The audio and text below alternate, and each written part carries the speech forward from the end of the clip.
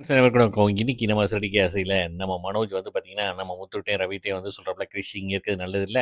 அது நெறைய பிரச்சனைகள் வரும். அதனால வந்து அந்த பையன வந்து வீட்ட விட்டு வெளிய அனுப்பணும்." அப்படின்னு வந்து சொல்றாப்ல. சரி என்னதான் பிரச்சனை அப்படின்னு ஃபைனலா கேட்டா, இந்த மாரி சொத்து பிரச்சனைலாம் வரும். நாளைக்கு வந்து வளர்ந்து 4வதா நான் எனக்கும் சொத்து குடுங்க அப்படின்னு கேட்பான். என்னடா இவன் கிறுக்குத்தனமா பேசிட்டு இருக்கான் அப்படின்னு வந்து சொல்லிட்டு, இவங்க 2 பேரும் வந்து தலையில அடிச்சுட்டு போயிட்டுருக்காங்க.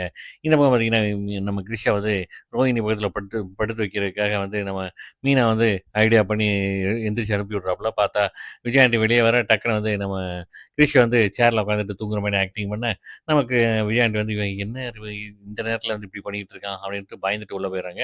நம்ம கிரிஷும் வந்து ரோஹிணி பக்கத்தில போய் படுத்து தூங்கிறாப்புல. காலையில நம்ம மனோஜ் எந்திரிச்சு பார்க்க கிரிஷ் பக்கத்தில படுத்தத பார்த்து அம்மான்னு கத்திட்டு வர்றாப்புல. இவன் ஏன் இங்க என் பக்கத்தில படுத்தான் அப்படின்னு சொல்லிட்டு அதுக்கு ஒரு பிரளயமே நடந்துட்டு இருக்கு. அண்ணாமலை சார் வர்றாப்புல. வந்தோனே என்ன ஏது அப்படின்னு கேட்க, "எப்பா இவன் வந்து கிறிஷ் வந்து அவன் பக்கத்தில படுத்தான்ப்பா. அது ஒரு பெரிய பிரச்சனையாம்ப்பா அப்படின்னு சொல்லிட்டு முத்து சொல்லியிருக்காப்புல.